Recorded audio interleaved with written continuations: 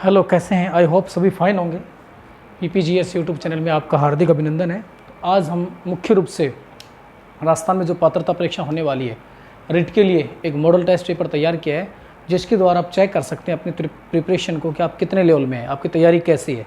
तो उन question answer पर हम डिस्कस करते हैं। सबसे पहले हमारा पहला एक क्वेश्चन है, कैग अर्थात नियंत्रक व महालेखा परीक्षक से संबंधित प्रावधान है, अर्थात भारतीय संविधान के किस अनुच्छेद में नियंत्रक एवं महालेखा परीक्षक से पूरी प्रक्रिया का प्रावधान किया गया है। तो अनुच्छेद 148 से 151 के अंदर कैग की नियुक्ति, उसकी प्रक्रिया, उसके प्रोसेस से सारी जानकारी हमें 148 से 151 के अनुच्छेद के अंदर मिल जाएगी। नेक्स्ट है, कैग का कार्यकाल होता है, टर्म होता है, अर्थात जो कैग है नियंत्रक महालेखा परीक्षक है, उसका टर्म की हम बात करें 6 वर्ष या 65 वर्ष की आयु, जो भी पहले हो।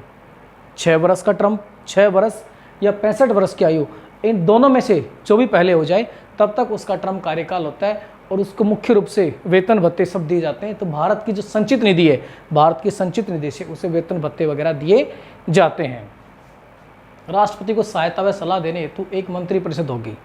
भैया, राष्ट्रपति को सहायता व सलाह देने के लिए एक मंत्रिपरिषद होगी, क्योंकि भारत में पार्लियामेंट्री फॉर्म ऑफ गवर्नमेंट अपनाई गया है।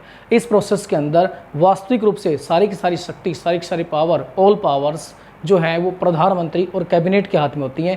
प्रेसिडेंट होता है, राष्ट्रपति होता है, वो एक नाम मात्र का अध्यक्ष होता है। वो एक प्रकार से हम ये कहें कॉन्स्टिट्यूशनल हेड होता है, उसके पास कोई शक्तियाँ नहीं होती हैं।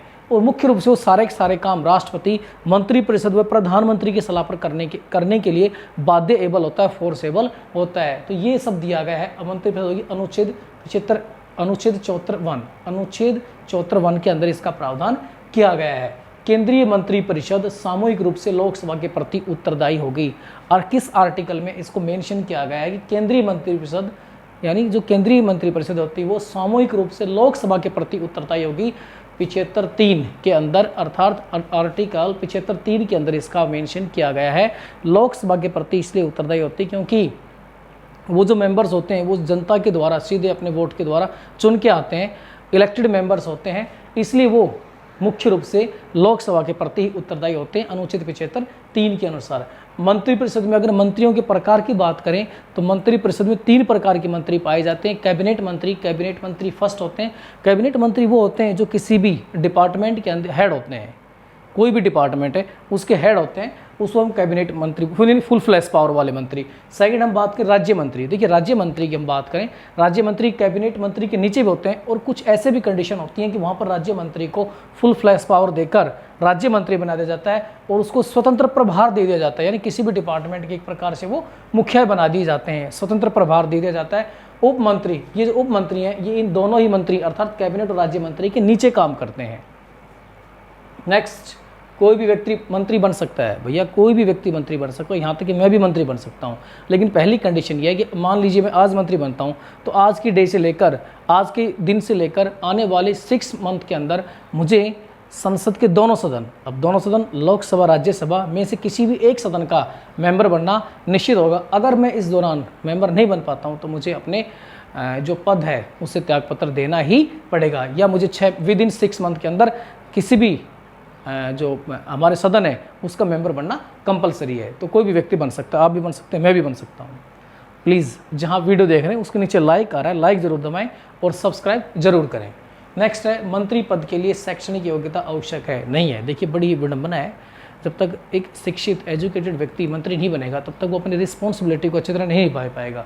लेकिन ये बहुत ही गलत बात है कि मंत्री पद के लिए कोई भी शैक्षणिक योग्यता निर्धारित नहीं की गई। इसके लिए मैं सोचता हूँ कि शैक्षणिक योग्यता निर्धारित जरूर होनी चाहिए, लेकिन भारत में इस प्रकार का कोई प्रावधान नहीं किया गया है। प्रधानमंत्री किस सदन का सदस्य होता है? देखिए, मुख्य रूप से प्रधानमंत्री किसी भी सदन का सदस्य हो सकता है, वो लोकसभा का भी सदस्य हो सकता है, राज्यसभा का भी सदस्य हो सकता है। लेकिन सही अर्थों में मेरी अपने इंडिविजुअल विचार है कि राष्ट्र प्रधानमंत्री को मुख्य रूप से लोकसभा का ही मेंबर होना चाहिए, क्योंकि वो सीधे जनता के द्वारा ही चुना होना चाहिए, कि बैकडोर से एंट्री नहीं होनी चाहिए। अगर हम इससे आज जो वर्तमान हमारे नरेंद्र मोदी जी प्रधानमंत्री हैं, इनसे पहले प्रधानमंत्री की बात करें डॉक्टर मनमोहन सिंह की, तो डॉक्टर मनमोहन सिंह हमेशा राज्यसभा के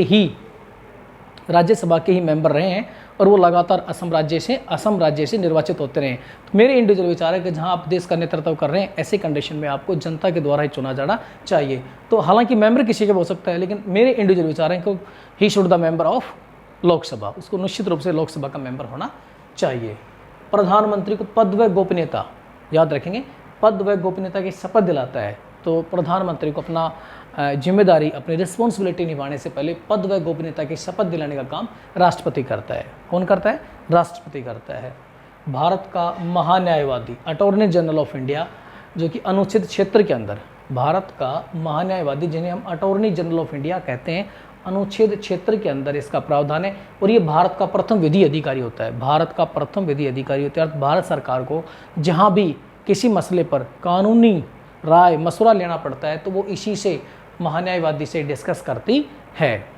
नेक्स्ट की हम बात करें, राष्ट्रपति की क्षमादान शक्ति संबंधित है। देखिए, राष्ट्रपति को ये विशेष प्रावधान है कि वो किसी की सज़ा को माफ़ कर सकता है, मृत्युदंड को कम कर सकता है, मृत्युदंड की सज़ा को माफ़ कर सकता है। तो राष्ट्रपति को ये जो विशेष पावर, विशेष शक्तियाँ मिली हैं, वास्तविक रूप से देखें तो राष्ट्रपति ऐसा नहीं कर सकता, क्योंकि इसके पीछे सारा का सारा जो काम करता है वो मंत्रिपरिषद, प्रधानमंत्री और मंत्रिपरिषद करती है। पर चूंकि वो संवैधानिक मुखिया है तो हम यही बोलेंगे राष्ट्रपति कर सकता है। और राष्ट्रपति को ऐसी शक्ति आर्टिकल 72 अर्थात अनुच्छेद 72 के तहत राष्ट्रपति को ये पावर दी गई है। लेकिन आप समझे वास्तविक रूप से कौन करता है? आगे कोई रहता है, पीछे और कोई रहता है। नेक्स्ट हम वित्त आयोग का गठन करता है। वित्त आयोग का गठन राष्ट्रपति करता है। वित्त आयोग का गठन का मुख्य रूप से जो किया जाता है कि भारत सरकार को जितने भी टैक्सेस की प्राप्ति होती है, जितनी भी इनकम की प्राप्ति होती है, उस इनकम को आने के बाद में उन टैक्सेस से जो इनकम आती है उनको केंद्र सरकार और राज्य सरकार में डिवाइड करने के लिए राष्ट्रपति के द्वारा वित्त आयोग का गठन किया जाता है, जिसका टर्म 5 साल होता है। तो मुख्य रूप से आय, जो भी इनकम होती है उसको डिवाइड करने के लिए राष्ट्रपति के द्वारा वित्त आयोग का गठन किया जाता है। राष्ट्रपति को हटाया जाता है। देखिए, अगर राष्ट्रपति संविधान का अतिक्रमण करे, संविधान के अनुसार कार्य न करे, तो उस पर अनुच्छेद 61 के अनुसार राष्ट्रपति को हटाया जाता है। और राष्ट्रपति को हटाने की जो प्रक्रिया है उसको इम्पीचमेंट अर्थात महाभियोग बोलते हैं। महाभियोग की प्रक्रिया के द्वारा राष्ट्रपति को हटाया जा सकता है। तो इसी प्रकार के अगर आप लोगों का एफर्ट्स अच्छा रहा, इस पे आप लोगों ने इंटरेस्ट दिखाया, तो मैं सोशल साइंस से रिलेटेड इसी तरह के क्वेश्चन लाकर आपको आगे भी लाता रहूँगा। तो आई थिंक सभी से मैं रिक्वेस्ट करता हूँ कि लाइक और शेयर तो आप जरूर ही करेंगे। I hope. जय हिंद।